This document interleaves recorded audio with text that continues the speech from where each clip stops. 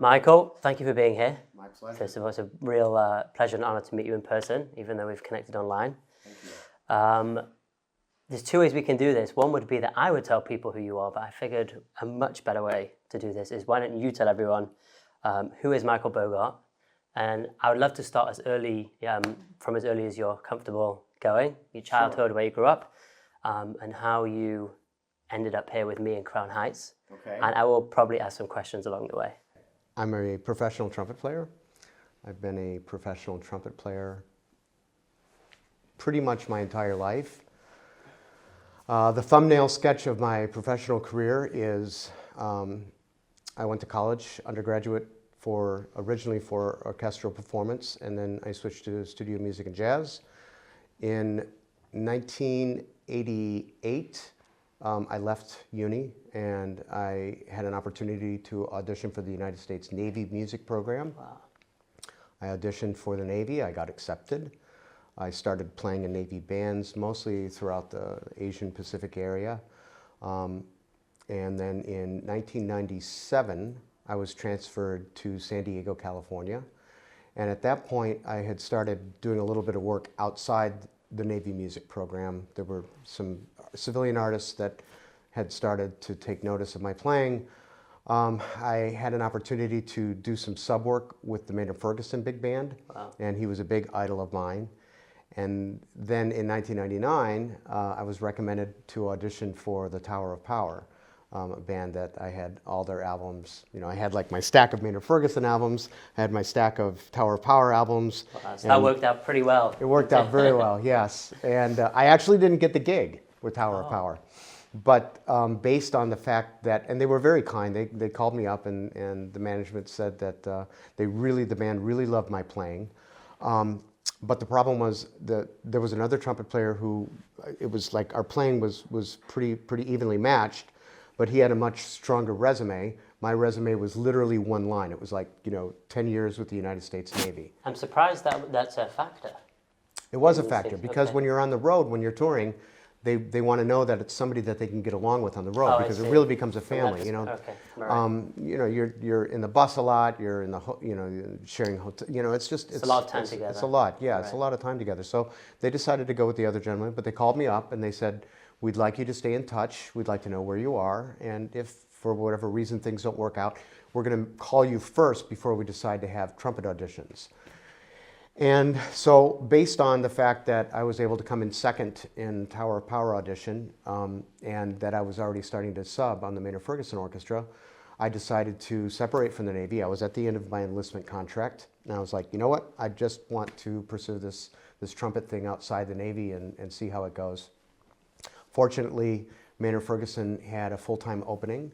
I actually was the replacement for an incredible trumpet player who I'm still very good friends with today. His name is Carl Fisher. He's been the trumpet, trombone, saxophonist for Billy Joel for, probably 15 years now. He still plays with him today? Oh yeah, he still plays with Billy, yeah. Wow.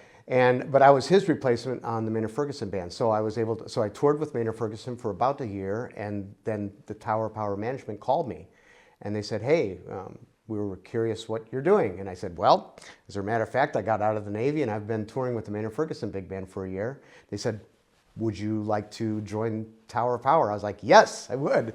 Wow. So I joined Tower of Power. That was in 2000. I recorded 4 album projects with Tower of Power. I was with them from 2000 to 2009. And then in 2009, the Navy reached out and they said, "We would like you to consider coming back in. We'll offer you a promotion in rank. You only have to serve another 10 years. You'll be able to retire with a full pension, medical benefits, and all this wonderful stuff." And I talked with the band leader for Tower of Power, and we both decided that it would probably be a smart move financially for me to do it. So I quit the band in 2009, enlisted back into the Navy, and served out another 10 years, retired in 2019. Spent a little bit of time in London at the Royal Academy of Music. Oh, wow. COVID hit, came back to the States, and then in 2020 or 2021, it's all a little bit hazy, but the last thing I ever expected to happen happened, and Tower of Power asked me if I wanted to rejoin the band. So I rejoined the band, and then had a series of incredible circumstances take place that ended up bringing me here, which I'm sure we'll get into in depth, but I just kind of wanted to give you the broad view of what my professional First career of all, had. wow, what a career. And I have so many questions. Okay. First of all, can you talk to me about the Navy? Like, what was that like, you know, playing and serving in the Navy? It was maybe not necessarily musically as satisfying, but from the standpoint of being able to, a lot of musicians, really I can only speak for myself, I lacked a certain amount of discipline. You know, even though I was very, very good at practicing, and I love to practice, and I love to do that, I really didn't like doing anything else.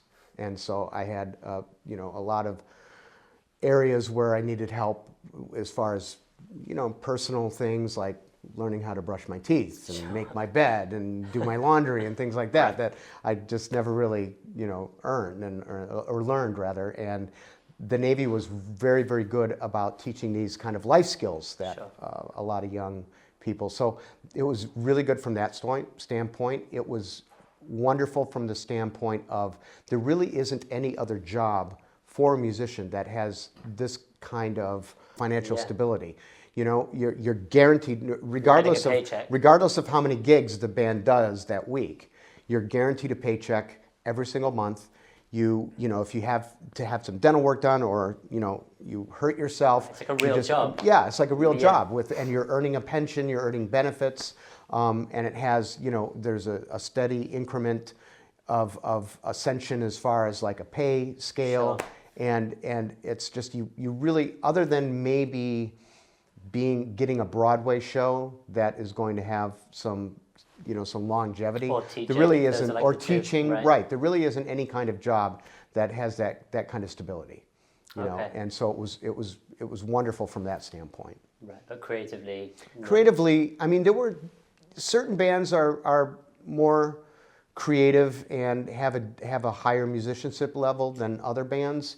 The military, United States military, is set up on a 2-tier sort of system, and the first 10 years I did in one tier, the what they call the fleet tier, and the second time I was in, I did a good chunk of time in the premier tier. So the musicianship, the audition standards are a little bit different, but still, you know, the second time coming back in, musically and creatively, was a bit more challenging for me because I'd had this time that I spent with Maynard Ferguson and this time that I spent with the outside world. Tower of Power, right? Yeah, yeah. But yeah. Can we wind all the way back to where you grew up and tell me about your childhood? Okay. I grew up in Michigan. My father was originally from Chicago and grew up in the observant community in Chicago. Shortly before his bar mitzvah, he went off the derech. He never made tshuva. My mother's not Jewish. I'm a ger. Okay. So we spent, when I was 7, we moved from Chicago to Michigan, to where my mother was from. I'm from a very, very small farming community in Michigan. My mother's side of the family has lived and farmed this little area in Michigan for, I think, 4, maybe even 5 generations. Wow. Now. It goes back quite a ways. And so most of my upbringing took place in that part of the lower peninsula of Michigan. I started playing trumpet at age 11. Musically, the public school system couldn't really offer me much as far as music education. Sure. So I was lucky in the summer times. There was a wonderful music camp that's not too far from there called Blue Lake Fine Arts Camp. And I started earning scholarships every summer in junior high school years to go to Interlochen for the summers, or to go to Blue Lake for the summers. And at Blue Lake, I heard about a performing arts high school, boarding school, up in northern Michigan called the Interlochen Arts Academy. And I became very interested in that. I auditioned for that in my sophomore year of high school and got accepted and won a scholarship. And so I moved, it's up near Traverse City, northern Michigan. And that was like, it was like a yeshiva for right. people who are only into the arts. You know, you could major in music or dance or theater or That's awesome. creative writing. You know, it was just... I needed a yeshiva like that, honestly. I probably would have stayed for longer if they had a yeshiva like that. Yeah, it was amazing, and we lived on site, and it was my first time going from, definitely being the only Jew in school, and the only minority. I had some anti-Semitism. I had some things happen in the public school that weren't very nice. To all of a sudden being in a school where there were other Jewish kids, and there were black kids, and there were Asian kids, and there was diversity. And at what age or stage in life did you said you converted? When was that? Oh, that didn't take place until 2011. Okay, but before then you were still, you identified as a Jew, and you very much felt, yeah, sure. I did, yeah. Okay, so the Jewish journey really for me started when I was about age 12. My father's mother, my bubby, my grandmother Ethel, she came to live with us in Michigan, and they didn't tell us kids, but the reason why she came to live with us is she was very sick. Okay. And she and I connected. She really connected with my sister Jennifer. She connected with me, and she would be in the middle of a sentence and lapse into Yiddish. Oh, wow. The first time hearing Yiddish. And strangely enough, the two mitzvahs that she held on to, even though she was no longer from, the two mitzvahs that she still held on to, she always lit Shabbos candles, and she always wore shadel. She would not leave the house without shadel. Wow. Yeah, and when she passed away about a year later, it was devastating. And my father knew that he needed to say Kaddish, and he needed to contact a Kever Kadusha. And so he finally, after 30, 40 years of not having any contact right, with any kind of Yiddishkeit, found a synagogue and made contact. And I remember walking into the synagogue with him for the first time at age 12 and hearing Hebrew for the first time in my life, and instantly realizing that this is where my neshama needed to be. Wow. Yeah. Can you tap into that moment? Do you remember, can you describe it to me when you felt that? It's a reformed temple that they call it, right? Sure. That was built in Muskegon, Michigan. The rabbi is still the rabbi there. His name is Rabbi Alan Alper. Okay. And it's it's a dwindling Reformed community. At one time, they had probably several hundred families in the 1940s, I guess, and 1950s, and it's dwindled down to maybe 10 families now. And I remember it must have been, they only have services on Erev Shabbos, Kabbalah Shabbat. And I remember walking in, and it must have been during the Friday night services that we walked in. And I couldn't tell you where they were at in the davening because I had no idea. It's all new to me. I just remember hearing Hebrew and immediately connecting to it. Wow, that's pretty amazing.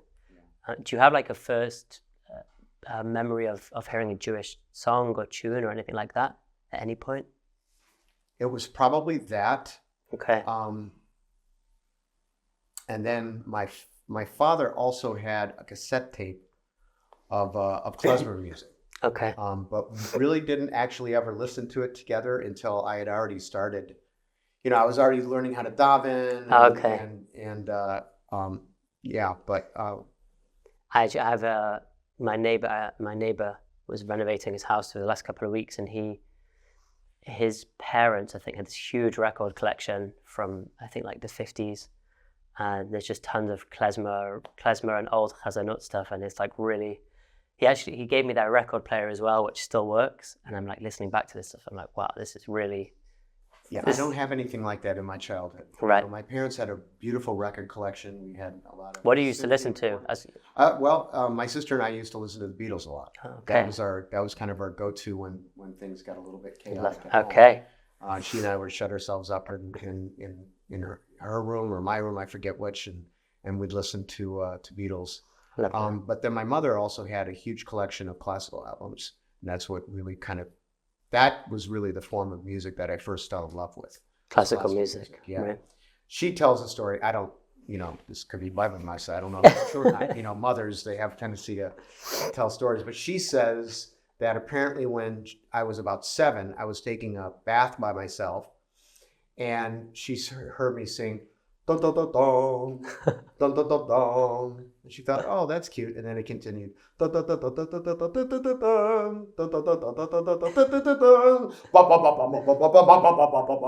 the whole thing. And she said I sang through the entire first movement of Beethoven's Fifth Symphony. I have no Wow. memory of that. I didn't do that when I was 7. That's amazing. Yeah. Um, So that was, and my father had a great collection of jazz albums. He okay. had Louis Armstrong, J.J. Johnson, Sure. some wonderful jazz. So, I really grew up listening to some great music, none of it Jewish. Cool. I actually, we spoke about this before off camera, but I wanted, because you mentioned the Beatles, it's kind of funny how people from completely different backgrounds have like certain, kind of connection points. And for me, up until, I think must have been 14 or 15, up until that point, all I had heard was Jewish music. Whether it was like Hasidic Niggunim or like the more kind of poppy Mordechai Ben David, Avram Fried, stuff like that. And then I discovered the Beatles, and I was like, uh-oh, there's this whole other world. But then what happened was, I think it was one of my older brothers gave me a bunch of CDs, because it was CDs at the time, one of which was Tower of Power's Greatest Hits. And I listened to it this morning, and like on the drive here, and it's crazy. I have every single one of those arrangements like stuck in my head, every note, everything. So actually sitting here with you right now is pretty wild, pretty cool. I also love the fact that, I don't know, I guess you had this image in your head of like, hey, I love this band and I'm going to play with them. And even though it didn't necessarily happen the first time you wanted it to, it kind of came back around, and I guess Hashem decided, hey, now it's ready to happen. Well, and I'm grateful because I had an opportunity to tour for an entire year with Maynard Ferguson. Right, that also. Such a huge influence on me musically, and also getting to be around a band leader that had the kind of personality that he had, and I needed that. Well, what was he like? Oh, he was beautiful. He was young and energetic. I mean, he wasn't young. He was in his late 70s. Wow. He still had so much youthful energy, and it was infectious, and Right. and he also, I remember when I joined the band, he said, I really only have 2 rules to be in my band. He said, don't keep score on yourself, don't keep score on your bandmates. That was it. Wow. And he lived that, because he was getting late in age, and trumpet is not an easy instrument to play. Sure. And especially as you get older, it can be much more physically challenging. And he had nights where it was obviously a real struggle for him. Sure. And and he would just laugh it off, like yeah, and that was it was a wonderful lesson in just being in the moment, living in the moment, and not necessarily, it's not that he didn't care about the quality. It wasn't that. Obviously he did, but he didn't keep score on himself. And if he missed a note, or if he missed a lick, or if he lay down on a certain high passage because he just didn't feel like he could handle it, it wasn't going to affect the rest of his performance, and the audience certainly wouldn't know. Sure. He never showed that. Like, the audience would never know if he had the same persona on stage, whether he was having the most brilliant night of his career or whether it was the worst night of his career.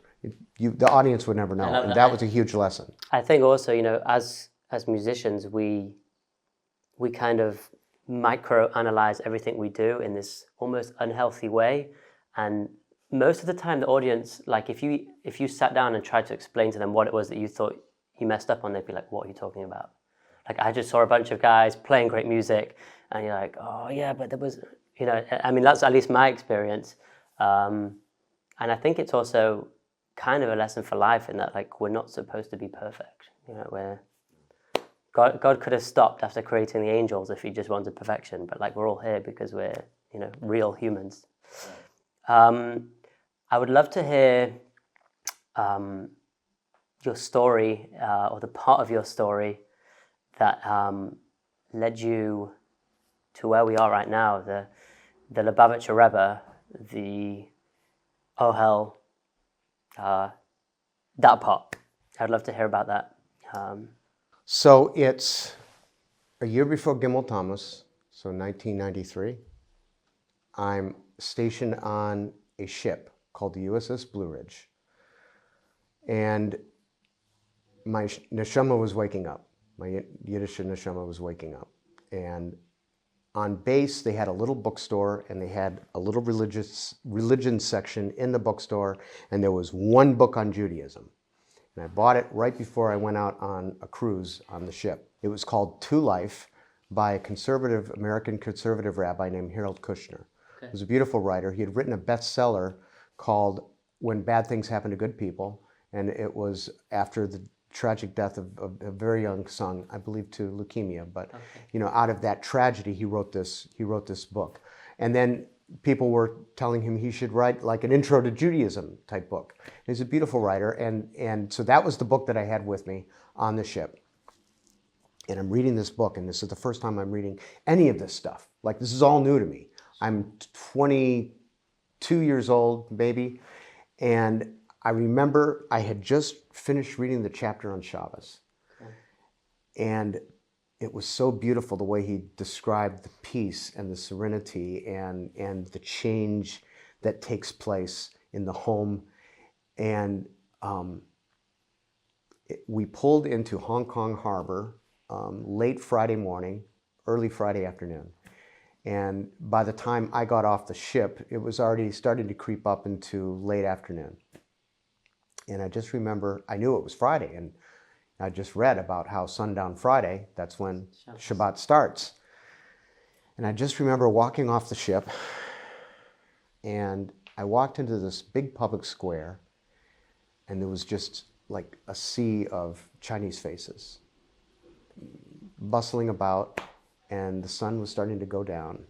And I sat down, and I closed my eyes, and I remember thinking to myself, I've got to be the only Jew in Hong Kong. And how would I ever even, I'm sure there's no synagogue here. There can't be a synagogue here. This is pre-internet, pre-cell phone, pre-Chabad.org. And I open my eyes, and out of my peripheral, I see a chassid running right in front of me. I couldn't believe, I went running up to him, and I said, are you going to a synagogue? And he looks at me and he says, are you Jewish? Because I'm like, I don't think I was in uniform, but I definitely, didn't have the yeshiva boker look about me. I'll just put it that way. And I said, yes, because I didn't even know enough. I didn't even realize that I wasn't halakhically Jewish. I identified as a Jew. And so he grabbed my arm and he goes, yeah, come with me. And we start running across the square, and so now I'm looking for a synagogue, because I think I know what a synagogue looks like. I've seen pictures of synagogues, and I'm not seeing a synagogue, I'm seeing a Hilton Hotel. And we make a beeline for the Hilton Hotel, and we walk in, and we go into the suite, and the doors open, and we walk inside, and all of a sudden I'm in another world. And there's about a dozen men in there davening, Kabbalah Shabbat, and I didn't really know what it was, but I just knew that I belonged. This is where I'm supposed to be. And I had no idea what I was hearing. It was my first time ever hearing any of the davening. And I walked in, and Rabbi Mordecai Opson, who's still the shliach in Hong Kong, which I have an incredible Hashgacha Prota story about that just happened last week. Whoever the chassid was introduced me to the rabbi, and he welcomed me. And I didn't have to work that weekend, so I basically just camped out in the suite. I went back to the ship to sleep and then walked back to the Hilton Hotel. And I remember learning on Shabbos morning with the same chassid that I found. We studied the Parsha. I don't remember what I wish I could remember what Parsha it was, but we studied the Parsha together. And then Sunday morning rolls around, and Rabbi Opson comes up to me and he goes, "Did you have a bar mitzvah?" I said, "No." And he goes, "Have you ever put on tefillin?" I said, "What's that?" And he pulls out these mysterious-looking black boxes. The moment he put tefillin on my arm and started wrapping it, I felt almost like an electric jolt, like a connection to something that wasn't physically here. And I can't explain it. It's hard for me to put into words, but I became obsessed with tefillin. And I was just like, I don't know what this is. I don't know what's happening, but there's something to this that I can't explain that is connecting my body to something somewhere else. And I believe now that it was the Rebbe. that it was a Rebbe. You know, this was a year before Gimel Thomas, and he was still on this physical plane of existence, and we all know how dear tefillin was to him, and the rabbi put the tefillin on me, and it just, boom, it connected. Wow. So, fast forward, I get out of the Navy, I start touring, and I sort of thought that, okay, well, this is my path. You know, I'm supposed to be this rock star, right? And you know, I might as well go into the whole thing. So I had a little bit of a problem with drinking before, but I could always handle it. Okay. And it got to the point out on tour, living this sort of lifestyle that I felt entitled to, where all of a sudden I couldn't handle it anymore. And fortunately, God in his infinite wisdom put me in a band with 2 band members who had long-term sobriety. Wow. And when it got to the point that I could no longer function and I hit bottom, I reached out and I had a place, you know, I had people in my life that I could ask for help. So I got sober, and that was May 27th, 2007. I do not have continuous sobriety. I have relapse as part of my story. But you know, through the grace of a loving higher power, I have well over 5,000 days in my life without putting any substances or alcohol in my body that weren't intended to be in there. And that's been a huge blessing. But while I was out there doing that and living this lifestyle, obviously I put Yiddishkeit on hold and never really thought about it. Occasionally I would, you know, if I remembered, I'd throw my tefillin in my suitcase and maybe go out on tour and maybe put it on once out on tour, you know, but it really wasn't forefront, you know, in my mind. And then, like I said, in the course of things, I left the band. I went back in the Navy. So I was stationed in one place with the United States Naval Academy in Annapolis, Maryland. There was a beautiful modern Orthodox synagogue there and a rabbi there who I started learning with. And after, I guess, about a year, he figured that I was ready, and we put together, he got a Beit Din together of Orthodox rabbis from Baltimore. And I had a ger, and that was in spring of 2011. Okay. So then it was much easier because I was living in one place. I wasn't on a ship. I wasn't touring. I could start, you know, really keeping kosher and being as Shomer Shabbos as I could be. And, you know, that really had you know, obviously made a huge impact on my life, being able to have that. And then I left that duty station, went into mental health. Wow. The Navy sent me to school, and I became a substance abuse counselor. And I worked in that field for a couple of years. And then, like I said, I retired from the Navy and went to London for the Royal Academy of Music, and then came back to the States, and then Tower of Power reached out and they invited me to rejoin the band. And now I had a real conundrum because I was living this lifestyle. You know, I was keeping kosher.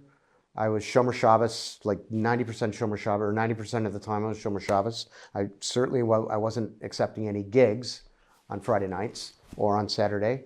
And the band that I loved, who had such a big impact on me, not only musically and professionally, but also personally, because I had gotten sober with this band, is offering for me to come back and rejoin the band. And it was something I really wanted to do. I really missed making music with these guys. And I davened, and it seemed like, this was the path that, for whatever reason, the Eibishter was putting me back on. Like there was like maybe some tikkun or something that I needed to do, but I didn't know what it was. So I'm out on tour. I have 2 suitcases, because one suitcase is full of tuna packets and Mazonas crackers. And the little electric tea lights, because I couldn't leave a candle burning in a hotel room or backstage. and bottles of Kedem grape juice so I can make kiddush. And I'm going out, and it's Friday afternoon. We do sound check. I'm checking the time. I'm looking at when candle lighting is in whatever city I happen to be in, and I'm trying to light the candles, or flip the switch rather, at the time. And I'm making kiddush and then running out on stage, and it's just not working. I'm really, really trying to make it work, and it's just not working. And I'd been on the band for about 6 months, and the band leader came up to me and he goes, "We are going to do something that the fans have been asking for 50 years. We are going to record a Tower of Power holiday album, and we would like to do a Hanukkah song." I was blown away. I mean, no American band that has the kind of popularity and the kind of hits and the kind of notoriety like Tower of Power has ever recorded a Hanukkah song. We're talking about a band that's like in the same stature and level and as far as like being icons in American music as like a band like Chicago or and they want to do a Hanukkah song, and he's like, "And we want you to sing it in Hebrew." And he was like, "What do you guys have?" And I was like, "We have basically two that anybody knows, and one is a children's song about gambling." Yeah, and then the other one is Mount Sore. So I played him a couple of recordings of Mount Sore. And he listened to it and he goes, "Yeah, I think we can do something with this." And they came up with a beautiful, brilliant arrangement. It's kind of a smooth jazz, sort of soulful version of Mount Sore. And then they scheduled a recording for the week of Pesach. Up in Los Angeles, north of Hollywood. And I'm like, great, okay, so it's going to be over Pesach. And I need to go to a Seder, so, Chabad.org. I put the zip code in. Half a mile away from the studio is one of the largest Chabad communities outside of like the Pico Robinson areas. Chabad of Agora Hills, Rabbi Moshe Brisky is the main shliach there. And so the whole week that I'm in the studio recording Mount Sore, when they didn't need me in the studio, I'm in Shul and I'm learning with Rabbi Brisky's son, who lives here in Crown Heights. I just, by the way, love the fact that you're recording Mount Sore and it's Pesach. I just love that. Right?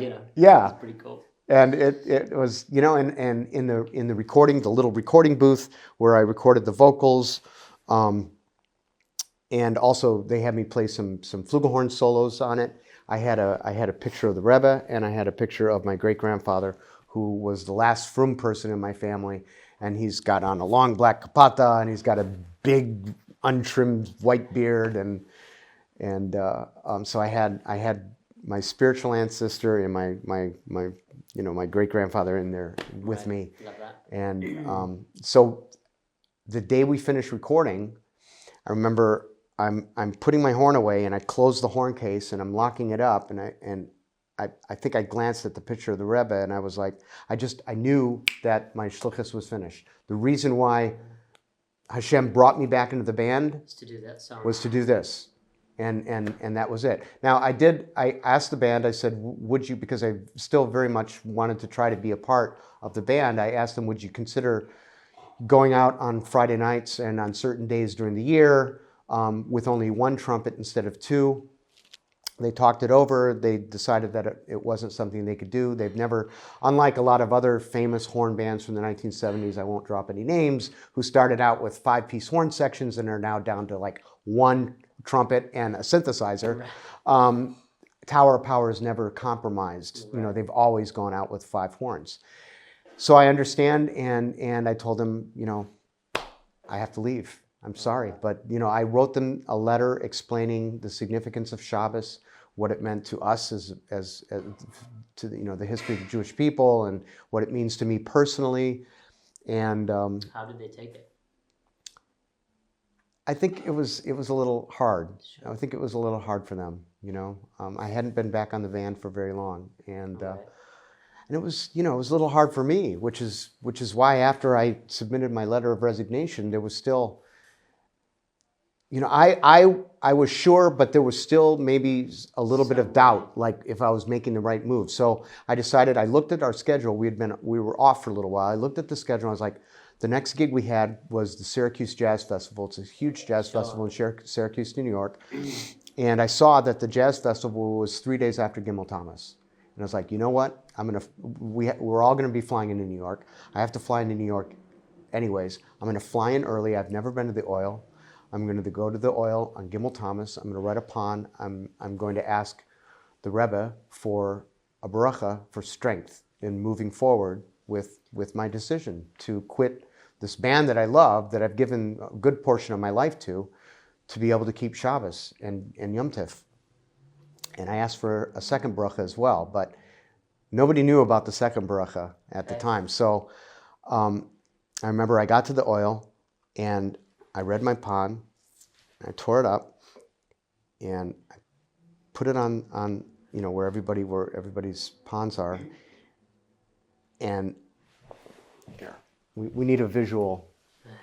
I walk out of the oil.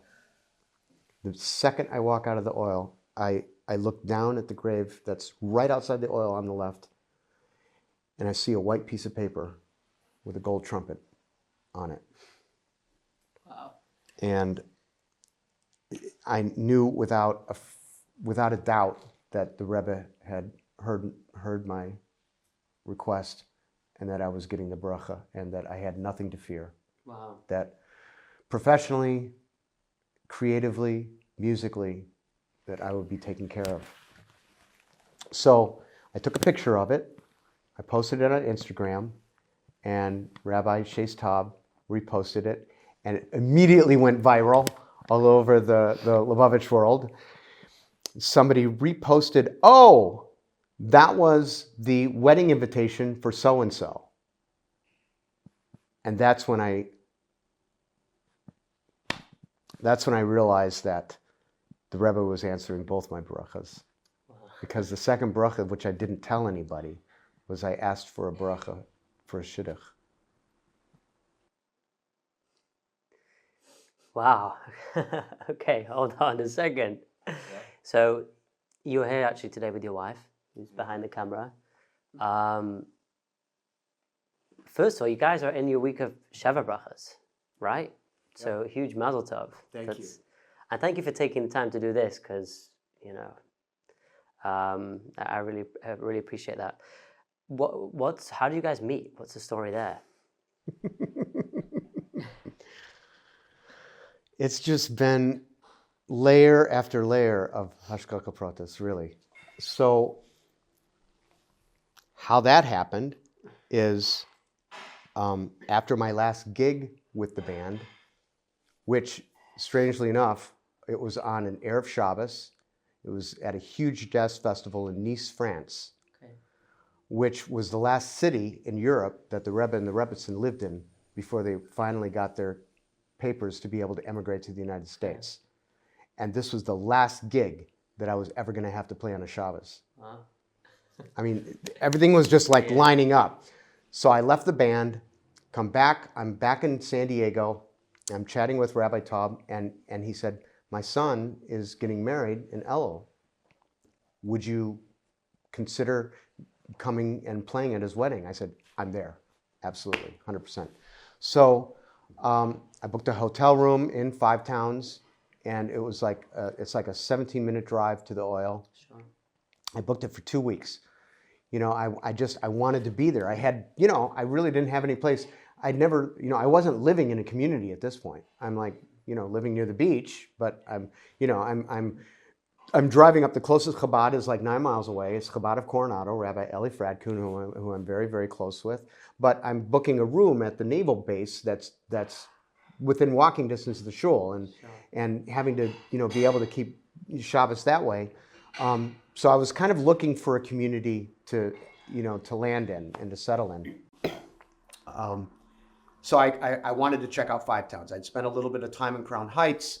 I'd spent a couple of, over a month in Muncie, and I wanted to check out Five Towns. And so I booked a room for a couple of weeks, played Rabbi Taub's son's wedding, and it was beautiful. It was my first. I was going to say, had you been to a wedding like that? Yeah, before? no, right. Never.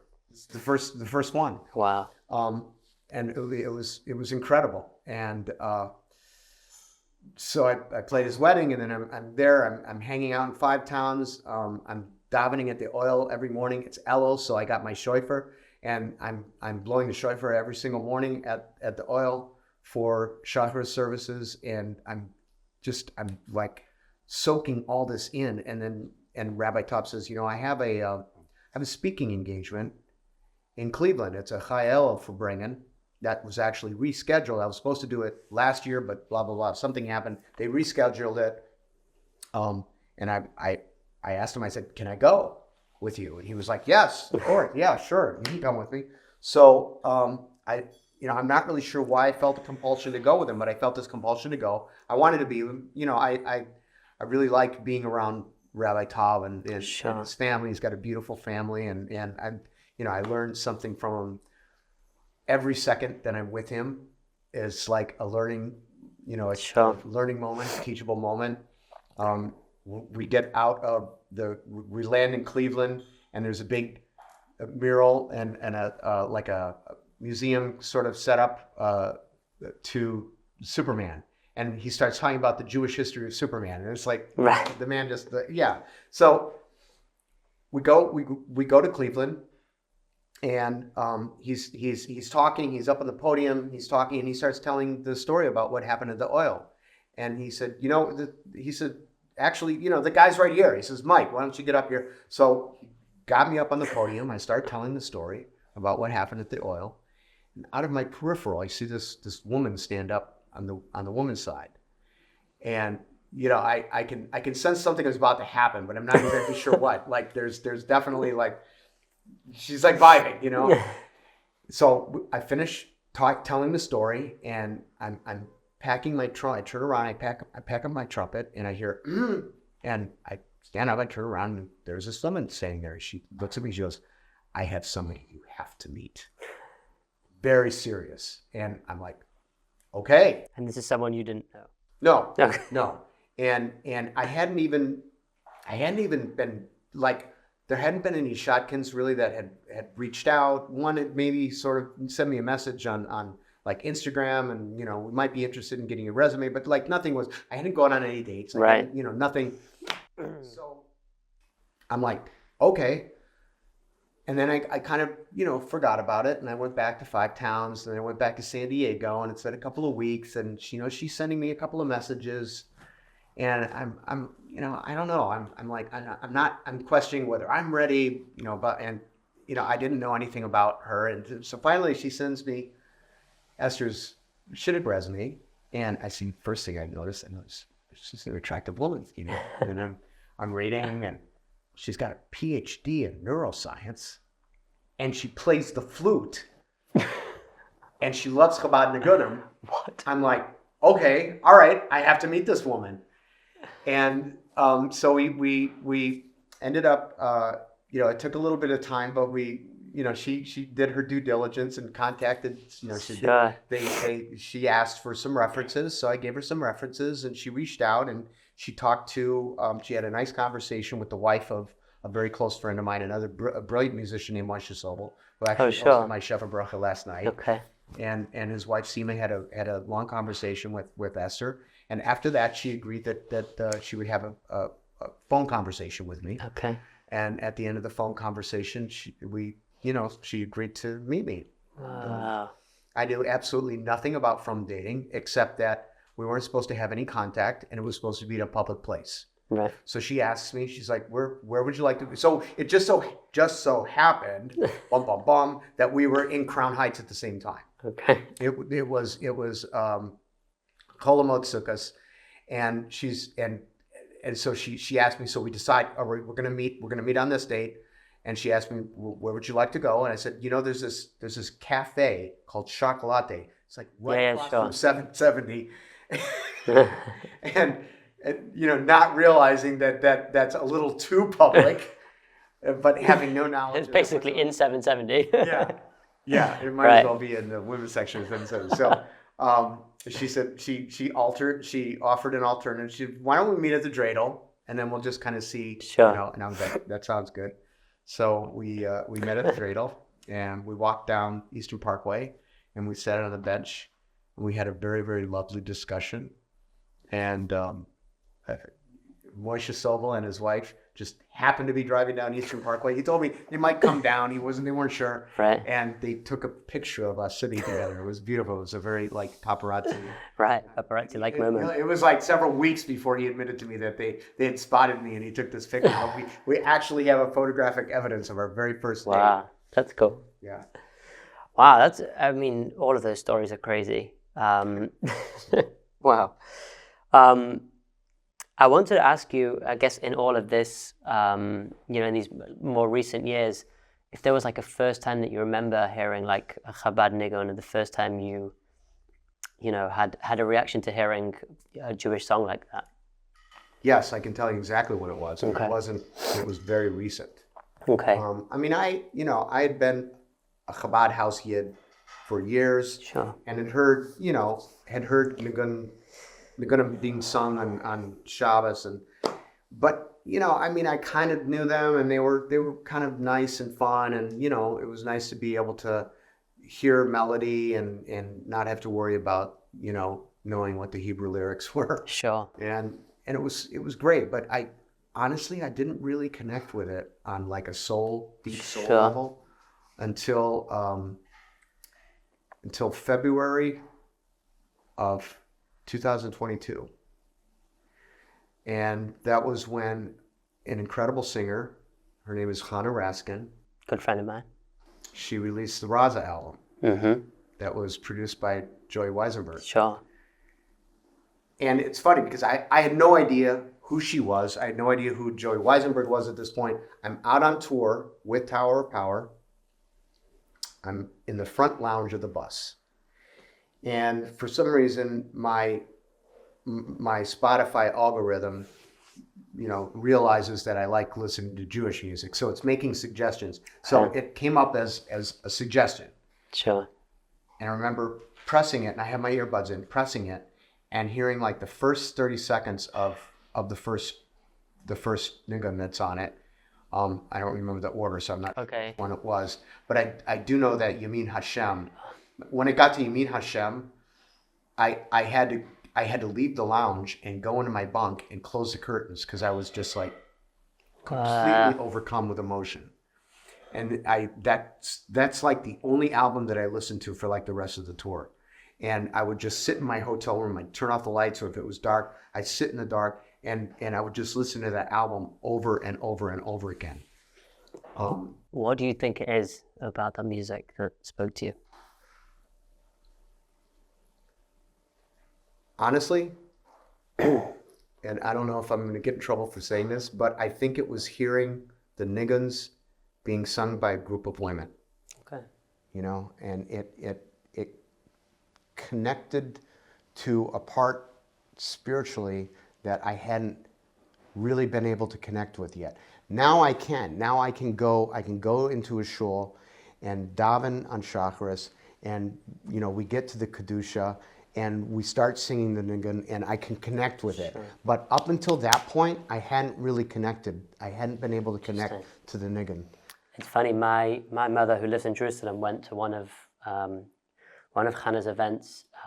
It was I think it was the album release, and I had her on the podcast, and we were speaking about her music, and she remembered my mother coming over to her at the end of the album release thing and saying, that was one of the most beautiful things I've ever heard. I think her exact quote was, "I don't think men should ever be allowed to sing Niggunim again," which obviously she was kidding about, but there's definitely a certain, if you walk into a Farbrengen or something like that, there's a certain coarseness or harshness where there's this kind of like, okay, let's sing it and get through it, where, I don't know, for me, there's like so much depth in each one, where like sometimes if you just kind of slow down for a minute and sing it softly, as opposed to like it all just kind of having one dynamic, which is like, okay, bunch of men around a table doing its thing. And I think for me also, that's why her album really spoke to me. It was just like a completely fresh and different perspective on something that I've heard so many times in my life, but a different way, the other way. Right. And for me, I wasn't as familiar with them. What I've come to understand now is, and I mean, this is obviously just entirely my own perspective, Sure. but it's different. It's different type of energy. It's a different type Sure. of energy. And now I can appreciate and I can tap into the kind of energy that a bunch of men for bringing Absolutely. and singing and niggun, can bring. But at this time, at this point in my life, I needed to hear these sure. women singing it for me to be able to connect, to be able to make that connection. Oh, well, listen, everything happens for a reason. So, like, Yeah. the algorithm did what it was supposed to do at that time. Right. And now It's great. and now Hannah and I are related. There you go, just like that. Yeah, through marriage, but yeah. she came to the wedding. She was at the wedding. Oh, that's awesome. Her and her husband, and I've gotten to know them. They're really sweet, yeah. Yeah. And I met them when I was living in Israel. Okay, I guess my final question to you would be, what's coming up? What's in store for Michael Bogart going forward? Musically and personally. spiritually. All right. Well, I want to learn. Nobody's done learning, but I especially because my learning has been so like spotty, Sure. It's been really intense for like a year and then nothing, and then, so I feel like, I need to have a period of time where I'm really, like, can sit down and focus and have a daily, I do chitas most days, but I'm doing it by myself, or Sure. I'm doing it with my wife. I need that. It looks like I'm going to be able to go to Kollel this summer in Morristown. Wow. Okay. That's going to happen Cool. for a couple of months, which I'm very excited about. So that'll be my first time in kind of a yeshiva environment. Where I have a daily schedule of learning. And as far as music is concerned, really where my passion, my creative passion really is in playing improvised jazz. And I have some things that I have some things that I've written and some things that I've demoed up. I'd really like to record an album. I'd like to record it, and there might be one or two Jewish things on there. Sure. Actually, there's probably going to be a version of Ashes Chayil that I collaborated with an incredible piano player who lives in Las Vegas, jazz piano player. His name is Daniil Berry. Cool. And he's studied jazz at Princeton, and he's brilliant. And we came up with this like harmonically adventurous version of Ashes Chayil that we Cool. actually debuted at the wedding for my Awesome. wife. It was a complete surprise, and that's probably going to be on the album. But I think the rest of the compositions are going to be original jazz compositions and maybe some jazz standards Love it. that I love playing. And that's really what I would love to do. I'd love to Amazing. record and release an album of small group jazz. All right. Yeah. Well, thank you so much for coming today and for spending time talking to me. It's been really interesting to hear your story, or the condensed version of your story, and I'm excited to see the continuation of it. So thank you. My pleasure. Thank you for having me. Sure. And it just so happens that the next room has a piano and you have a trumpet here. So I think before you leave, unless you're rushing, we should definitely play a song. What do you think? Absolutely.